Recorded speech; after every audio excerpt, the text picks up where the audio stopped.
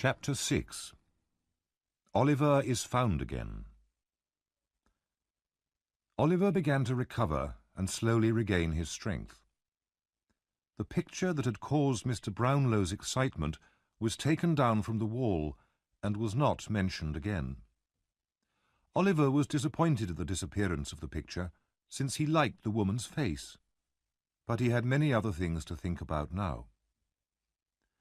They were happy days while Oliver was getting better. He played cards with Mrs. Bedwin and listened to stories about her family. The days were all so quiet and relaxing after the hardships and poverty of his previous life. Mr. Brownlow bought him a new suit and new shoes, and Oliver's dirty old clothes were given away. One day, Mr. Brownlow asked him to come to his study for a little talk. Oliver went in and sat down. He looked at Mr. Brownlow's serious face in alarm. "Don't tell me you're going to send me away, sir, please," he exclaimed. "Let me stay here. I could help with the housework. Please, sir." "My dear child, don't be afraid," said Mr. Brownlow kindly. "I won't desert you.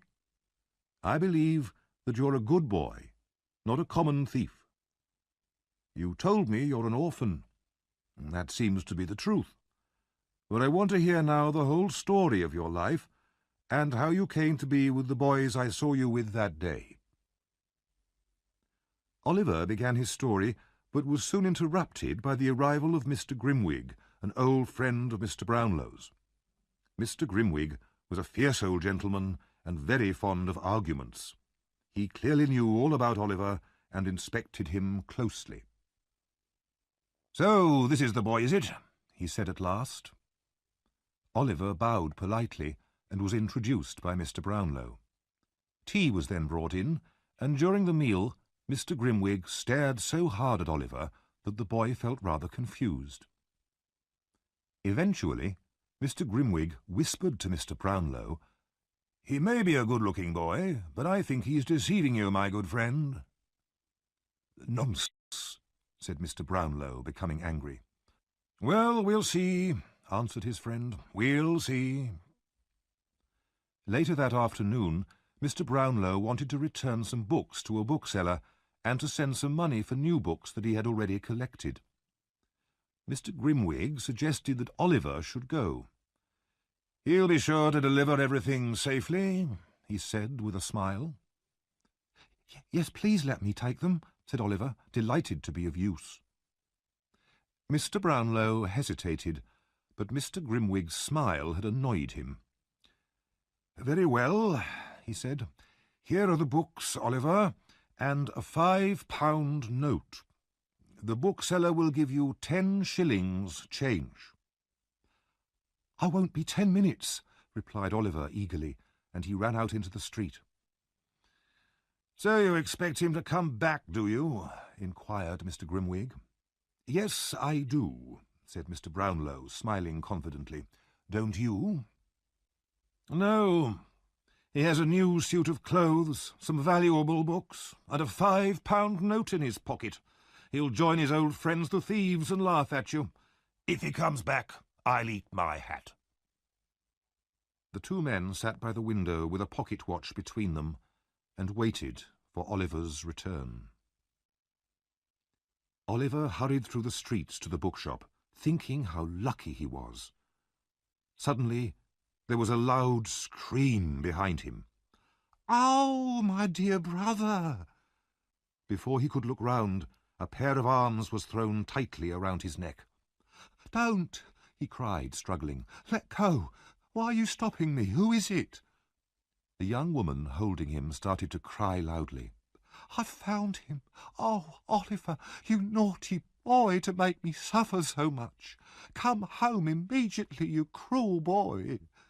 She burst into tears, and several people stopped to stare at what was happening. "What's the matter?" asked one of the watching women. "He ran away from his parents a month ago," the young woman said. "They're hard-working, respectable people, and he left them to join a gang of thieves and bad characters and almost broke his mother's heart." Go home, you horrible child, said another woman. Yes, go back to your parents, said a third. But I haven't got any, replied Oliver, greatly alarmed. I haven't got a sister either. I'm an orphan. I live in Pentonville. Listen to him. Make him come home, the young woman said to the crowd, or you kill his dear mother and father and break my heart. Suddenly, Oliver recognised the woman he had seen in Fagin's house. It's Nancy, he said without thinking. You see, cried Nancy to the crowd, he knows me. Just then a big man ran out of a beer shop followed by a white dog. What's this, young Oliver? Come home to your poor mother, you young devil. And what books are these? You've stolen them, haven't you? Give them to me. The man, who was Bill Sikes, seized Oliver with one strong hand and hit him on the head with the other. That'll do him good, shouted some of the crowd. It's the only way to treat boys like him. Bill Sikes held onto Oliver's arm. Come on, you young thief. Still weak from illness and terrified by the growling dog, Oliver could not resist. He was taken through the dark, narrow streets at great speed. Sikes and Nancy gave him no chance to escape, and Oliver had no breath to call out for help. All too quickly, he was back in Fagin's house, where his old friends were waiting for him. Delighted to see you looking so well, my dear, Fagin said, bowing politely. Why didn't you write and say you were coming? We'd have got something warm for supper. The Dodger and Charlie Bates roared with laughter, and the Dodger began looking through the books Oliver had with him. Give them back, Oliver cried. Those books belong to the kind old gentleman who took me into his home. Send him back the books and the money. He'll think I stole them. You're right, laughed Fagin. He will think that. Oliver jumped to his feet and ran wildly from the room, shouting for help. The Dodger and Fagin caught him easily and brought him back. Then the old man picked up a long piece of wood. So you wanted to get away, my dear, did you? Wanted to call the police and get help? We'll cure you of that. He hit Oliver hard on the shoulders with the stick. He was raising it for a second hit when Nancy rushed forward and, seizing the piece of wood, threw it into the fire. I won't let you do it, Fagin, she shouted. You've got him again, isn't that enough? Now leave him alone. Fagin and Sikes looked at each other, shocked by her reaction. You better keep quiet, my girl, growled Sikes. No, I won't, cried the girl wildly. Now you've got the boy, you'll turn him into a thief and a liar. Isn't that enough without killing him too? She rushed at Fagin and would have hit him if Sikes had not held her arms so tightly that she couldn't move. She struggled wildly for a while, then, exhausted, she fainted. Sikes laid her down in the corner, as surprised as Fagin at her anger. She can be really wild when she's angry, Sikes said. Fagin wiped his forehead. That's the trouble with women, he said. But she's a clever girl in her work. Then Charlie Bates and the Dodger took away Oliver's expensive new suit, gave him some old clothes, and locked him up in a dark room. Oliver felt tired and ill, and was soon fast asleep.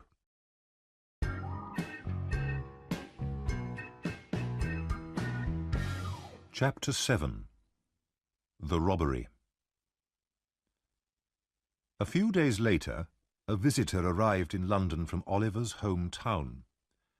He was a large, fat man, and very proud of his hat, which showed the world that he was a most important official. It was, in fact, Mr. Bumble the Beadle, Oliver's old enemy.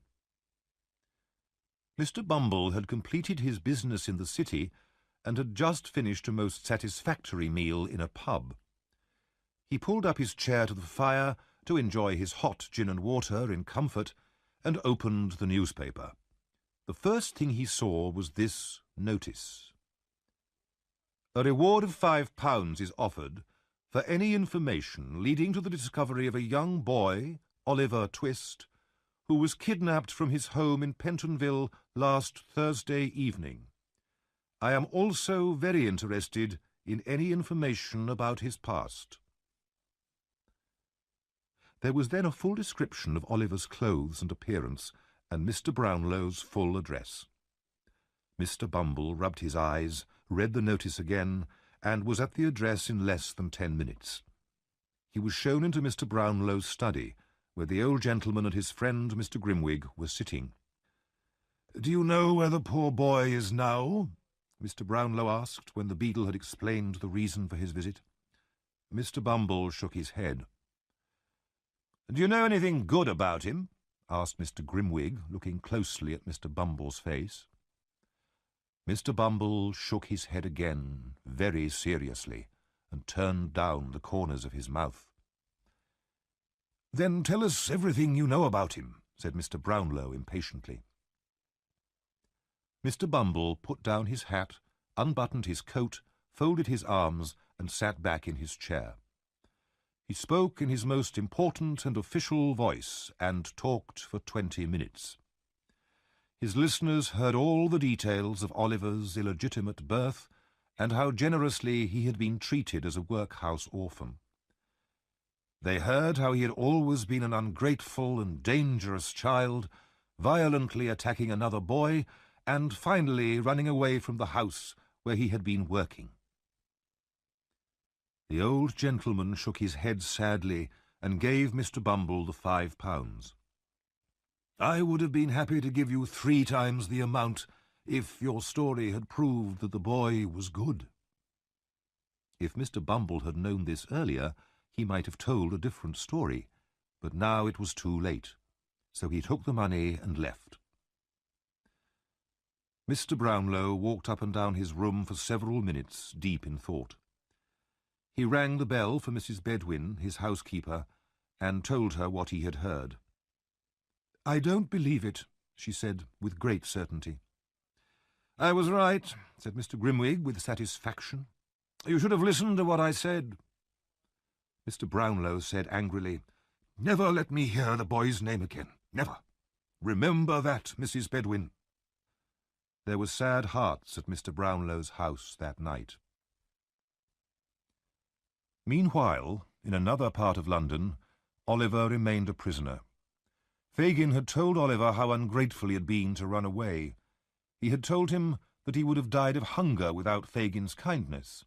He went on to tell Oliver the story of another young boy who had gone to the police to tell them about the gang, but who had finally been hanged one morning for being a thief.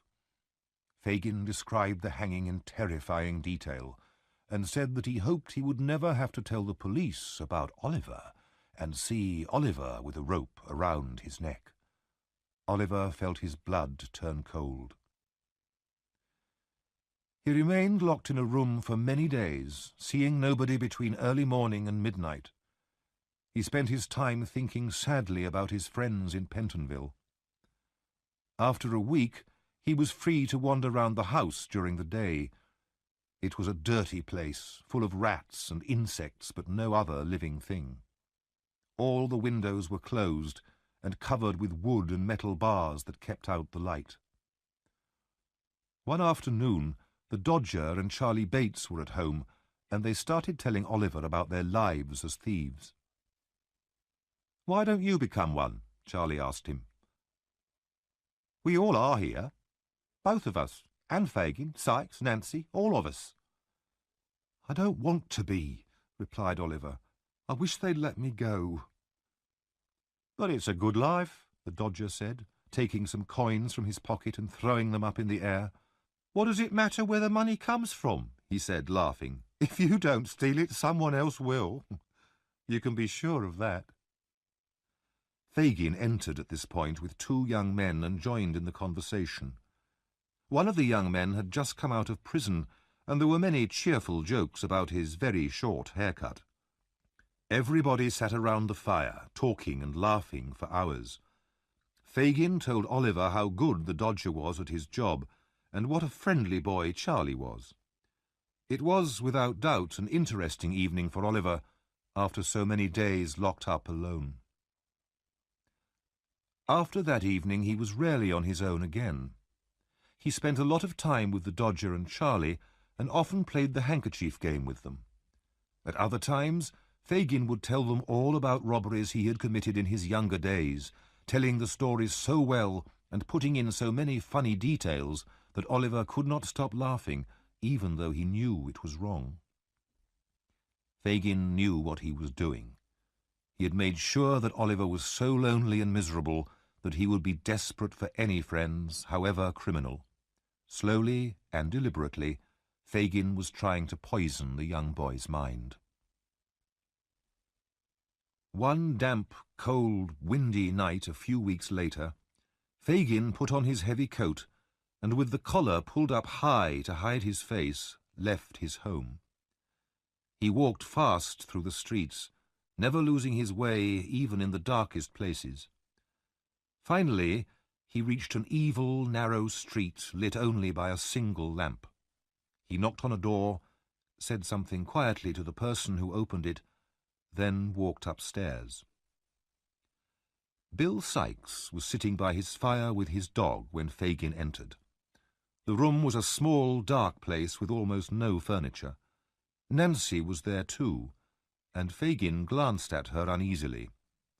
He had not seen her since she had attacked him to stop him hitting Oliver. However, she seemed to have forgotten all about it because she told him to pull up a chair and warm himself by the fire. "I'm ready for business," Bill Sikes said, looking at Fagin suspiciously.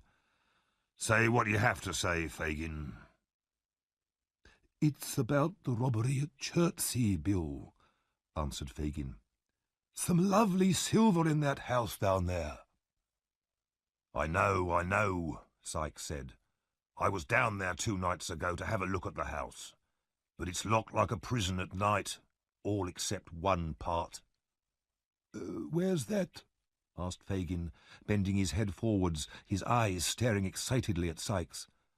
"Do you think I'm stupid? I'm not telling you.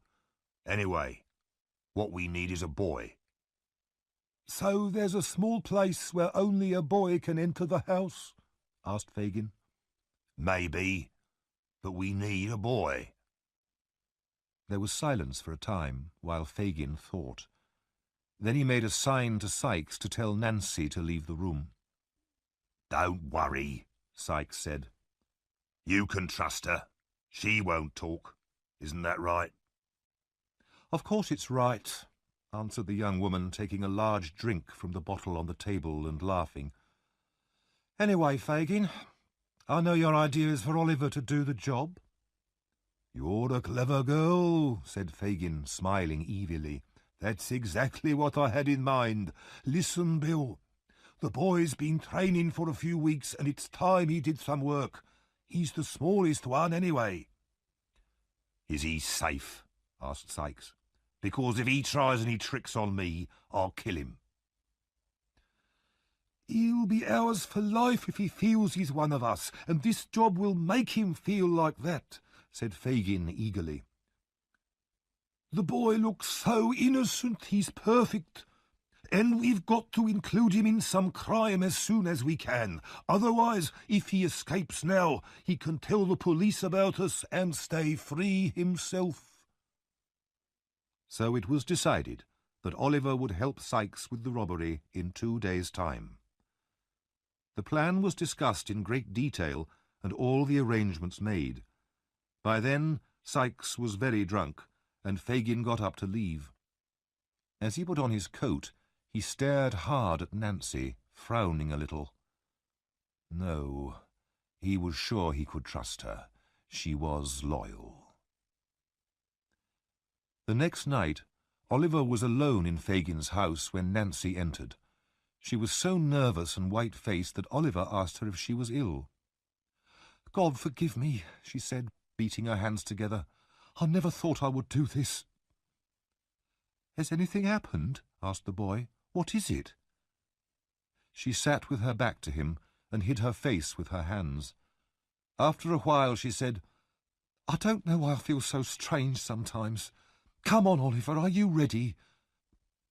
You have to come with me to Bill's house." "Why?" "Oh, nothing important." Oliver did not believe her, but he thought that at last this might be an opportunity to escape, so he said rather too quickly, "I'm ready." Nancy guessed what he was thinking. "Oliver," she said, "this is not the time to escape. I've saved you once and I will again, but if anything happens tonight, it might mean my death." She said this so seriously that Oliver decided it must be true. He was quiet while they walked quickly through the streets to Sykes' house. Inside his room, Sykes sat Oliver down on a chair. "Did he come quietly?" he asked Nancy. "Quiet as a mouse." "Glad to hear it," said Sykes. "Now listen to me, boy." He put a gun against Oliver's head. "If you say one word when you're outside with me, I'll shoot you. Understand?" Oliver nodded, trying hard not to tremble. Sykes and Oliver started out at 5 o'clock in the morning, while it was still dark. They crossed from one side of London to the other. At first the streets were empty. Then shops began to open and people started going to work. Gradually, the noise and traffic increased, and as they passed through the meat market at Smithfield, Oliver was amazed by the sight and smells of so many animals and by the huge crowds of people, all pushing and swearing and shouting. But Bill Sykes marched on without stopping. Later in the day, they were given a lift in a horse and cart from West London out into the country. Night fell, and after walking a few more miles down country roads, they finally arrived at an old house standing alone by a river. It was dark and seemed to be empty. They went inside without knocking. Inside were two other men, who at Sykes' command produced food and drink for him and the boy. Then Sykes told Oliver to get some sleep, as they would be going out again later that night. Oliver still had no idea of the purpose of this expedition, but his head ached with tiredness, and he soon fell asleep. At 1:30, the men got up and checked their equipment, gathering several sticks as well. Sykes and the man called Toby left the house together, with Oliver walking between them. There was now a thick fog, and the night was very still as they hurried through the deserted streets of the nearby town. Out in the country again, they walked down several small roads until finally they stopped at a house surrounded by a high wall. As quick as lightning, Toby climbed up and pulled Oliver after him. Inside the garden, they crept towards the house, and now, for the first time, Oliver realized in horror that the purpose of the expedition was robbery, and maybe even murder. Bill Sykes broke open a small window at the back of the house, then shone his light into Oliver's face. "Now listen. I'm going to put you through here. Go straight through into the hall and onto the front door and let us in. And if you don't, you can be sure I'll shoot you." Oliver, stupid with terror, was lifted through the window into the house. Desperately, he decided to try to run upstairs and warn the family. He began to creep forwards. Suddenly, there was a loud noise from the hall. "Come back!" shouted Sykes. "Back! Back!" Oliver stood still, frozen with fear.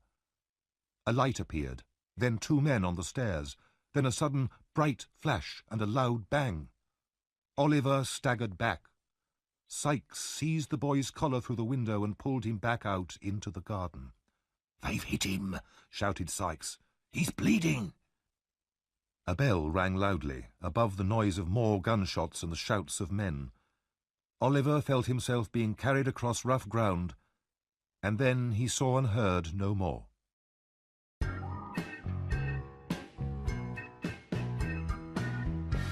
Chapter 8. After the robbery. The night was bitterly cold. A sharp wind whipped the fallen snow up into the air and blew it into every hole and corner.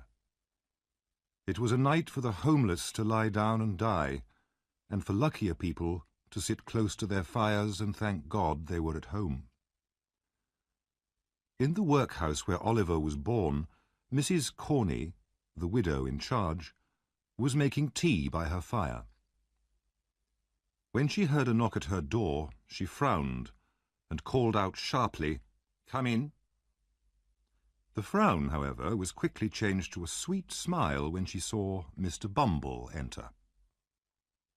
"Hard weather, Mr. Bumble," said the widow. "Yes, indeed, ma'am," replied the beadle. "We've had to give out to the poor people in this town great quantities of bread and cheese today, and they're still complaining. Why, one man even came back and demanded some free firewood. What does he want that for? People are never satisfied. Give them one thing today, and tomorrow they'll ask for something else." Mrs. Corney agreed that it was very shocking. They discussed some workhouse business together, and then Mr. Bumble looked hopefully at the teapot. Mrs. Corney offered him some tea. Instantly, Mr. Bumble sat down by the fire and gave the widow such a warm smile that her face turned a delicate pink. She passed Mr. Bumble the teacup, and as he took it, he managed to give her hand a little stroke. "You're a kind-hearted woman, Mrs. Corney," said the beadle. "Oh, Mr. Bumble," said the widow, smiling shyly. For a while there was a friendly silence between them. Then Mr. Bumble moved his chair closer to the widow's. Mrs. Corney, of course, did not notice this, but when the beadle's arm began to slide around her waist, she felt she must make a small protest. Encouraged by this response, Mr. Bumble immediately gave her a kiss, but at this interesting moment there was a sudden knock at the door. Mr. Bumble jumped to his feet and went to the other end of the room. "Please, Mrs. Corney," said a voice outside. "Old Sally's going fast." "Well, what can I do to help her?" asked Mrs. Corney angrily. "Nothing, ma'am," replied the old woman outside, "but she says she has something to tell you, which you must hear. She won't die quietly till you come."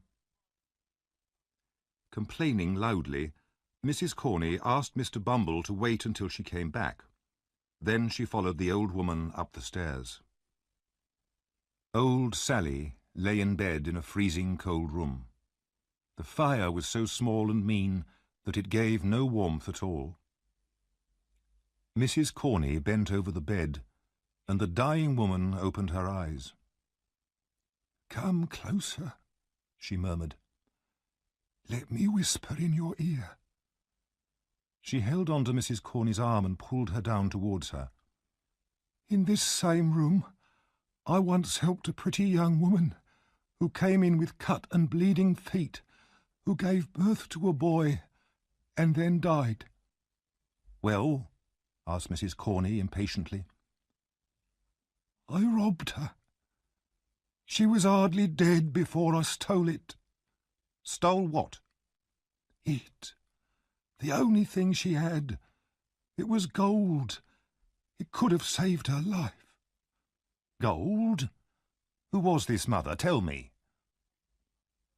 "She told me to look after it when she died." The old woman's mind was getting confused. "She trusted me, poor girl, and I stole it." "Quick, tell me, or it may be too late," said Mrs. Corney greedily. "What was it, and what was the boy's name?" The old woman could hardly speak. "Oliver. The gold I stole was—" Yes, what?" The old woman fell back onto the bed, dead. Mrs. Corney hurried back to her room, where Mr. Bumble was still admiring her furniture and counting her silver teaspoons. They sat down again by the fire, and soon Mr. Bumble's arm returned to its previous position round Mrs. Corney's waist. It was not long before he asked her to marry him, and the widow happily accepted him. While they drank to celebrate the arrangement, Mrs. Corney told Mr. Bumble about old Sally's death and the unknown gold object which she had stolen from the dead body of the young woman.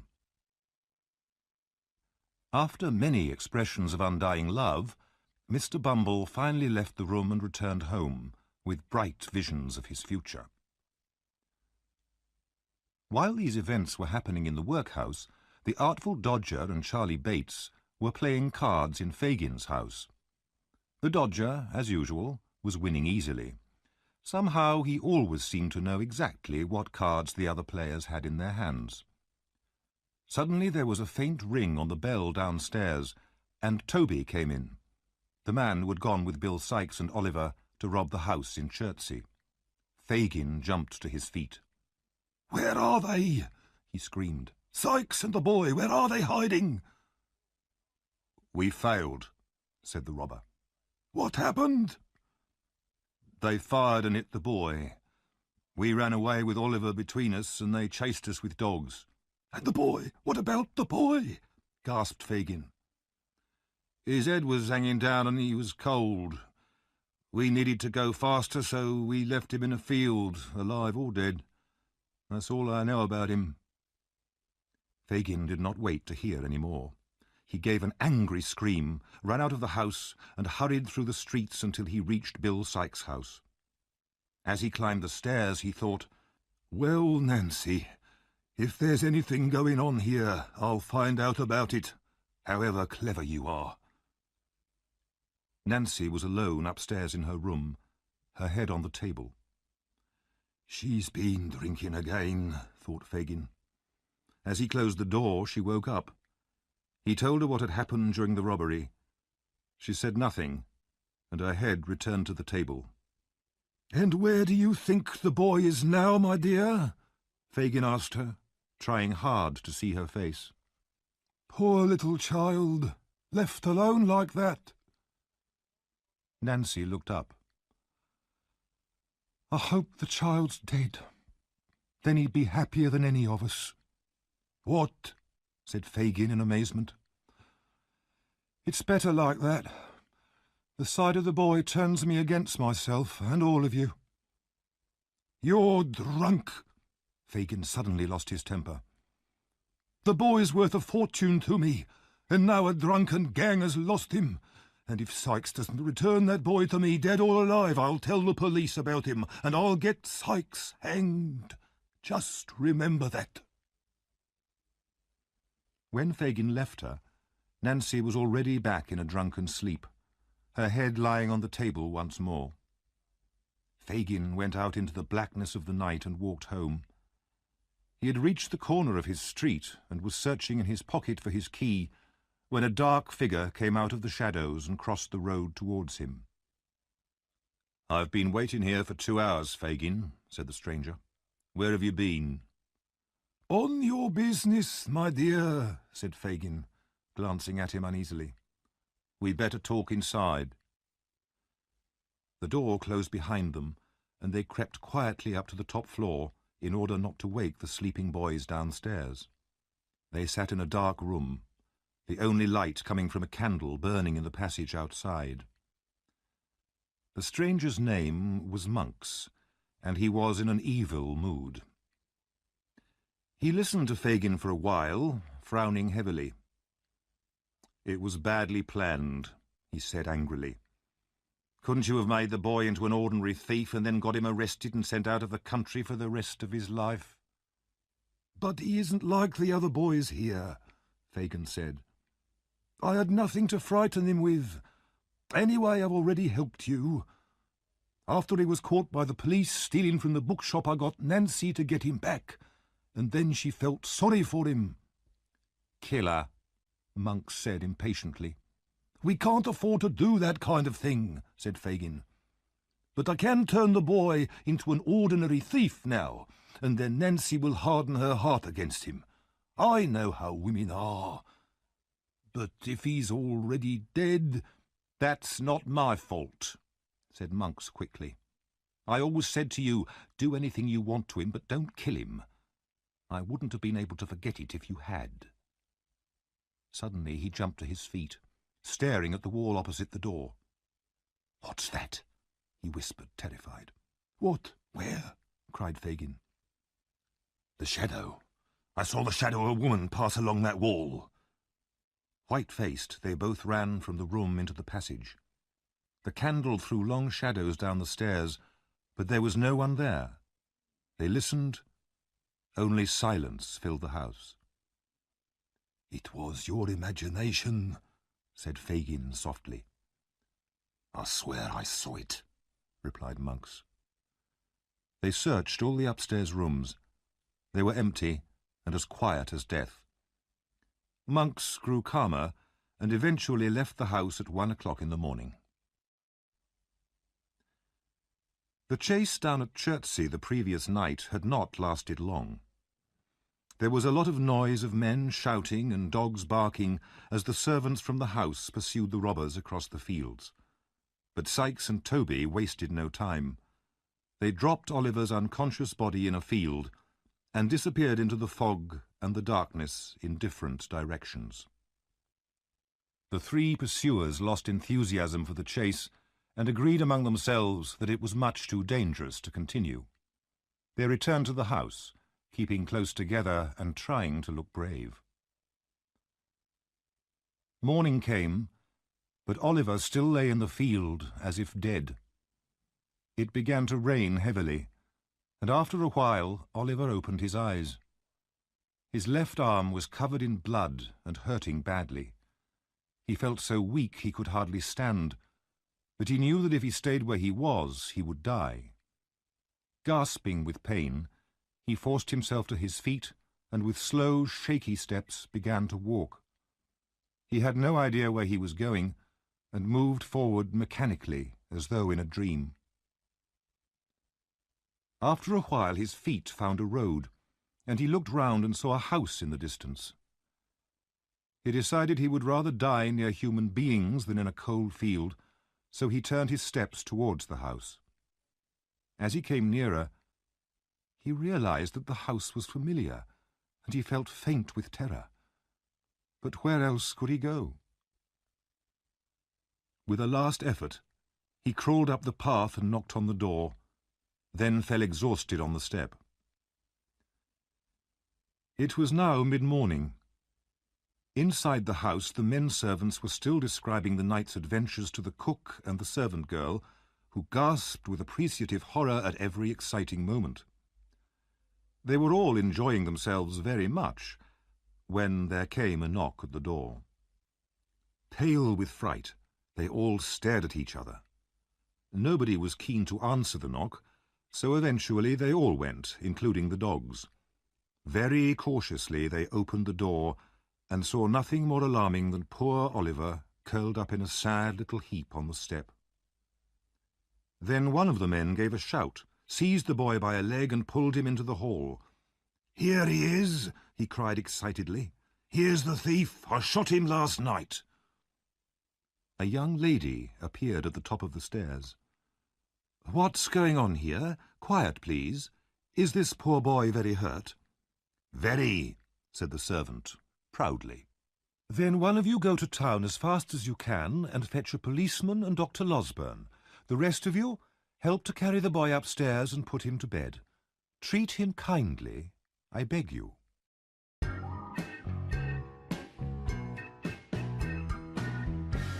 Chapter 9. Oliver starts another life. In a comfortable, pleasant sitting room, the two ladies of the house waited anxiously for the doctor and the police to arrive. The owner of the house, Mrs. Maylie, was an older woman, but her niece, Rose, was a girl of 17 whose quiet beauty and gentle charm won all hearts. As soon as the doctor arrived, he ran breathlessly into the house and burst into the room without knocking. He was clearly a good friend of the ladies. "I never heard of such a dreadful thing. You should both be dead of fright," he said to Mrs. Maylie. "In the silence of the night, too. Are you both all right? Why didn't you send for me at once?" "We are quite all right," said Rose, smiling. "But there's an injured boy upstairs whom Aunt wants you to see." Dr. Losberne went up to examine Oliver and was there for some time.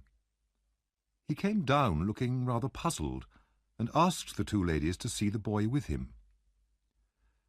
"I can promise you there's nothing very frightening about him," he said. Instead of the evil-looking robber they expected to see, the two ladies found only a pale, thin child lying peacefully asleep. He looked so innocent that Mrs. Maylie said, "This child could never have been in a gang of robbers." "It certainly seems strange," agreed the doctor, "but wickedness can hide behind the most gentle face, you know." "But he's so young, too," cried Rose. "Can you really believe this poor boy is a criminal? Oh, Dr. Losberne and my dear aunt, I beg you both to have pity on him." Mrs. Maylie did not need persuading, and the doctor could not resist Rose's tears. He had, in fact, an extremely kind heart, which he tried to hide behind a quick, fierce manner, though this usually deceived no one. "Well, what's to be done, then?" he said quickly. "We'll have the police here at any moment, ready to take the boy away and throw him into prison." Rose begged him to think of a plan, and the doctor thought hard for a few minutes, frowning fiercely. At last he said, "I've got it," and rubbed his hands together in satisfaction. A little later, Oliver woke up and was very anxious to tell his story, although he had lost a lot of blood and was very weak. When the doctor and the ladies had heard all about his sad life, they were quite sure that they wanted to save Oliver from any unfair punishment. So Dr. Losberne went down to the kitchen to talk to the three servants who had surprised Sikes and Oliver during the robbery. The doctor folded his arms and gave the men a long, hard stare. "Tell me," he began, "can you be absolutely sure that the boy upstairs is the same one that was in the house last night? Well?" The doctor, usually such a friendly man, seemed so angry that the servants stared at him open-mouthed. The doctor gave them no time to think and went on fiercely, "Three men see a boy for about a second in the dark in the middle of a lot of smoke and noise. A boy comes to the same house the next day, and because one arm is injured, they think he must be the robber. Are you going to swear that this is the same boy? Well, what do you say?" he finished impatiently. The servants looked at each other in great confusion. Suddenly there was a ring at the gate. The police officers had finally arrived. Dr. Losberne gave orders that plenty of beer should be served before the officers went up to see Oliver. He also made sure that the servants had a generous amount of beer too. When the officers were finally allowed to see Oliver, Dr. Losberne said, "This is a boy who was shot this morning while walking on a farmer's property where he shouldn't have been. The servants saw him and immediately thought he must be the same boy from last night. But now they say they're sure it's not the same boy." The servants were by now so confused by beer and excitement that they were not sure of anything at all. The robbers had certainly had a boy with them, they said, but whether this boy was the same boy, well, it seemed very doubtful. The police, too, had drunk quite a lot of beer by now, and before long they were very willing to believe that Oliver was not the robber of the night before. They had their own ideas about who committed all the robberies in the area, and Oliver was unknown to them. At last the police left, and Oliver was allowed to recover in the kind care of Mrs. Maylie, Rose, and Dr. Losberne. It was several weeks before he was well enough to get out of bed, but then he quickly grew stronger, and every day told his rescuers how grateful he was. One thing, however, caused him unhappiness. He wanted to find Mr. Brownlow, the kind old man who had looked after him in London. "Mr. Brownlow would be pleased to know how happy I am now," he said. So when Dr. Losberne offered to take Oliver to London to see Mr. Brownlow, the boy was very pleased. They set out by coach one fine morning, and when they arrived in London, they went straight to Mr. Brownlow's house. Oliver's heart beat with excitement as they stopped outside. But the house was empty. They were told by the people next door that Mr. Brownlow had moved to the West Indies 6 weeks before. Oliver was very disappointed. He had thought about Mr. Brownlow so much recently, and had always hoped to find him again. But now the kind old man had moved abroad, still believing Oliver was a lying thief, and he might hold this belief until the day he died. This was a bitter disappointment to Oliver, but his new friends were still as kind to him as ever. They left the house in Chertsey and moved to a quiet cottage in the country, taking Oliver with them. Spring came, and in the fresh air, away from the noise and smoke and trouble of the city, Oliver began a new life. He went for walks with Rose and Mrs. Maylie, or Rose read to him, and he worked hard at his lessons. He felt as if he had left behind forever the world of crime and hardship and poverty.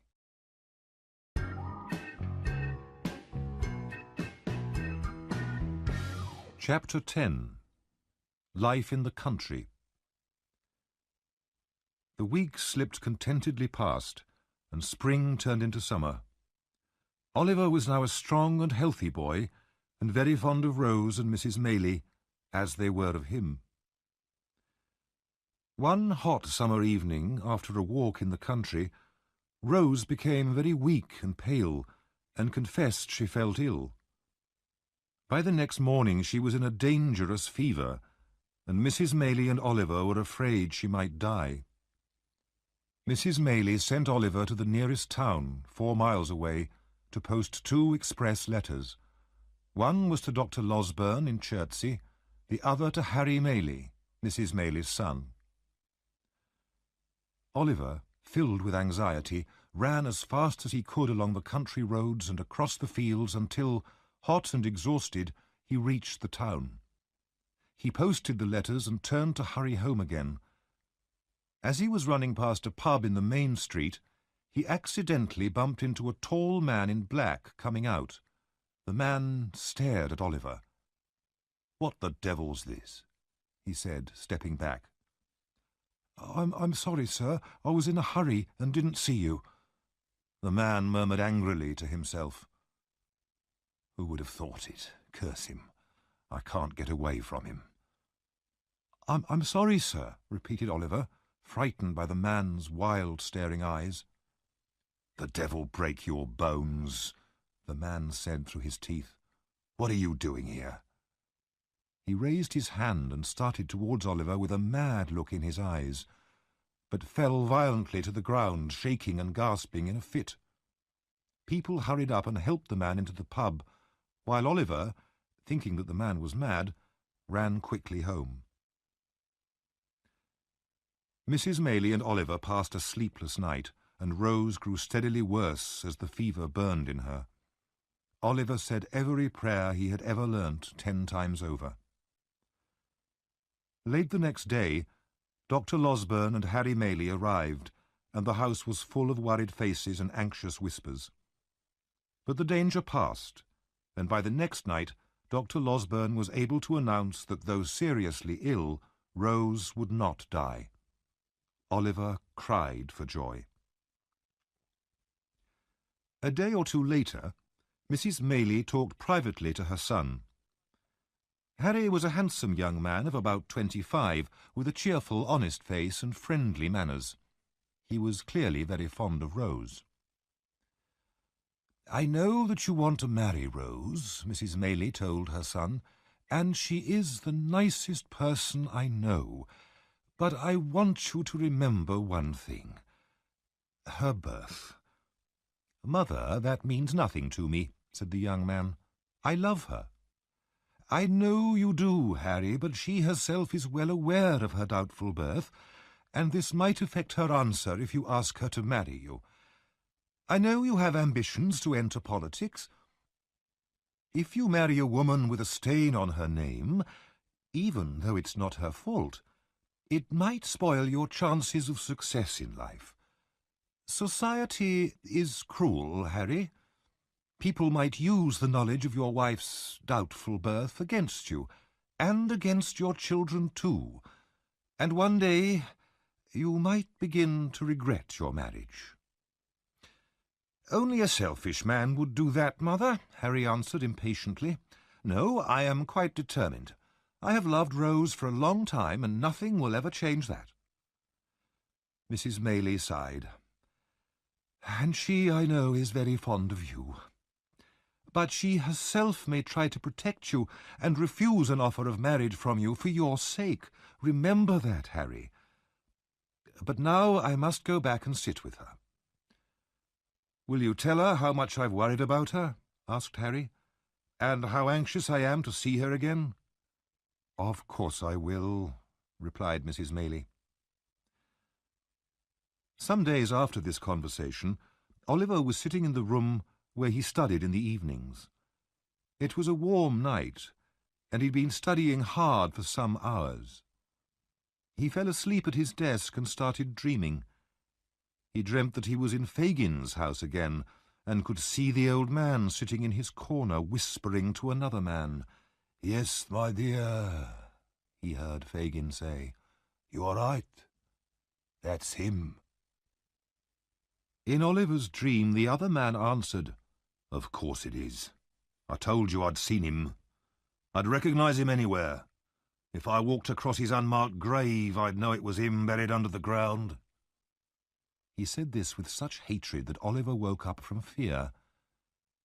In front of him, at the open window, so near he could almost touch them, were Fagin and the strange wild man he had bumped into outside the pub in the town. In a flash, they were gone. Oliver sat still, white with terror, for a second, then shouted loudly for help. Harry and Dr. Losberne came running, and hearing what had happened, they rushed outside into the night and searched the garden and the fields around. There was no sign of anybody. "It must have been a bad dream, Oliver," said Harry, breathless after running through the fields. He had heard all about Oliver's past from his mother. "No," replied Oliver, still frightened. "I saw them both as plainly as I see you now." Nothing more was seen or heard of the two men, and after a few days the event was forgotten. Rose recovered rapidly and was soon able to go outside again. Harry Maylie waited a few days, then, as his mother had expected, he asked Rose to marry him, and as his mother had warned him, Rose refused. "Don't you love me?" he asked her, holding her hand. "I do," she whispered. "But please try to forget me. It would ruin your future as a politician if anybody found out about my birth. I could never forgive myself." Harry paused for a few minutes. "Tell me one thing, dear Rose. Could you have accepted if your past had been different? Or if I'd been poor and friendless with no hope of riches or success?" "I could," answered Rose, covering her face to hide her tears. "But as you are, I can never be more than a friend to you." "I shall ask you once more," said Harry softly. "In a year's time, or less, I shall ask you to change your mind." The girl shook her head and smiled sadly. "No, it will be useless." Harry left the next day, having asked Oliver to write to him secretly with news of his mother and Rose. From an upstairs window, Rose watched him leave with tears in her eyes. Mr. Bumble was now a married man, and not a happy one. He was no longer a beadle, but the manager of the workhouse, and his wife, formerly Mrs. Corney, scolded and argued with him day and night. One evening, after a particularly violent fight, when she threw things at him and chased him out of the house, he went for a walk alone through the town. He felt very sorry for himself, and finally went into a pub to find comfort in gin and water. A tall, dark man, sitting in the corner, watched Mr. Bumble while he drank. The stranger's clothes were dusty and muddy, as if he had travelled a long way. Mr. Bumble began to feel uncomfortable at the man's hard stare, and tried to avoid meeting his eyes. "I've seen you before," the stranger said eventually. "You were the beadle here." "I was, but I don't recognize you." "It doesn't matter. I came here to look for you, and I'm lucky to have found you. I'd like some information." He pushed a couple of coins across the table. "What information?" asked Mr. Bumble suspiciously, slipping the coins into his pocket. "About a workhouse birth. A boy called Oliver Twist." "Young Twist. I remember him. He was a dreadful—" "It's not him I want to talk about," interrupted the stranger. "I've heard enough of him. It's the old woman who was the nurse for his mother. Where is she?" "Oh, she died last winter," said Mr. Bumble. Then he remembered that his wife had been there when old Sally had died, and he realized that this information might be worth something. He told the man that one woman had been with the nurse when she died and had heard some secret from her. "Where can I find this woman?" the stranger asked quickly, showing in his pale face how important this was to him. "I can bring her to meet you tomorrow," said Mr. Bumble. "All right. Down by the river at 9 in the evening." The man wrote the address on a piece of paper. "And your name?" asked Mr. Bumble. "Monks," replied the stranger. "But you don't need to remember it." Then he quickly left the pub. The next evening was dark and cloudy. A storm threatened, and already the first drops of rain were falling. Mr. and Mrs. Bumble walked up the main street of the town, then turned towards a group of ruined old houses next to the river. Mr. Bumble went first, carrying a dim light, and his wife followed closely behind. At the oldest and most ruined building, they stopped, and Mr. Bumble took out his piece of paper. The first distant crash of thunder shook the air, and the rain began to pour down heavily. Then they heard Monks calling out of an upstairs window. "Is that the man?" Mrs. Bumble asked her husband. "Yes." "Then be careful to say as little as you can. Don't tell him I'm your wife." Monks opened a small door, saying impatiently, "Come in, don't keep me waiting." Mr. Bumble was only brave when dealing with poor, helpless people. He felt very uneasy about entering this dark building with an ill-tempered stranger. However, he was equally afraid of his wife. Nervously, he followed her through the door. Inside, Monks stared at Mrs. Bumble for some time. "So this is the woman, is it?" "Yes," replied Mr. Bumble cautiously. As they walked upstairs, there was a bright flash of lightning outside, followed by loud thunder. They sat down at the table, and Monks started immediately. "So you were present when the old woman died, is that right? And she told you something?" He stared at Mrs. Bumble again.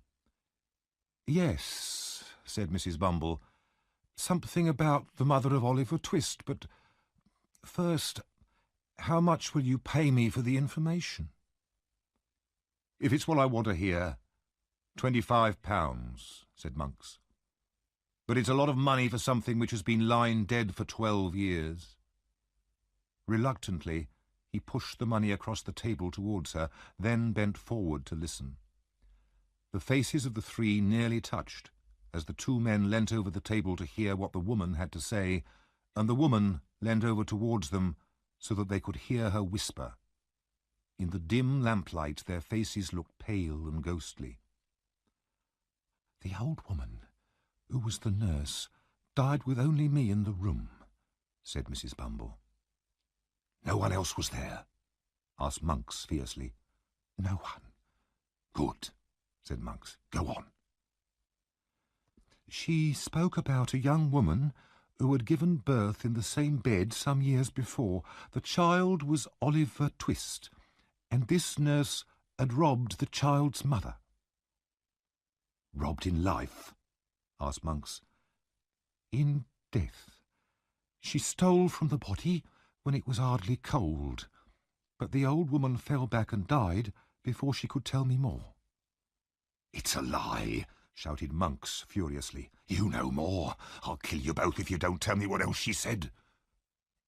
She said no more, repeated Mrs. Bumble calmly, showing, unlike Mr. Bumble, no fear of the strange man's violence. But in her hand I found a piece of dirty paper. Which contained? Nothing. It was only a receipt from a pawnbroker. I went to the pawnbroker and got back a little gold locket. Inside was a gold wedding ring, and on the locket itself the name Agnes. She put the locket on the table in front of Monks. He picked it up immediately and looked at it closely, his hands shaking. Is this all? It is. And now I want to ask you a question. What do you intend to do with the locket? This, so it can never be used against me. Monks suddenly pushed the table to one side and opened a small door in the floor. Down below rushed the river, its muddy waters swollen by the heavy rain. If you threw a man's body down there, where would it be tomorrow? Asked Monks. 12 miles down the river and cut to pieces, replied Mr. Bumble in a shaky voice. Monks tied the locket to a heavy weight and dropped it into the water. In a second it was gone. The three of them looked into each other's faces and seemed to breathe more freely. Now we have nothing more to say, said Monks, with a threatening look at Mr. Bumble. And nothing to say to anyone else either. Do you understand? Certainly, said Mr. Bumble very politely. He moved away from the strange man, anxious to leave quickly. At the door to the street, Monks turned again to Mr. Bumble. And if we ever meet again, we don't know each other. Do you understand that as well? Perfectly, said the relieved Mr. Bumble, moving away into the rain and pulling his wife with him.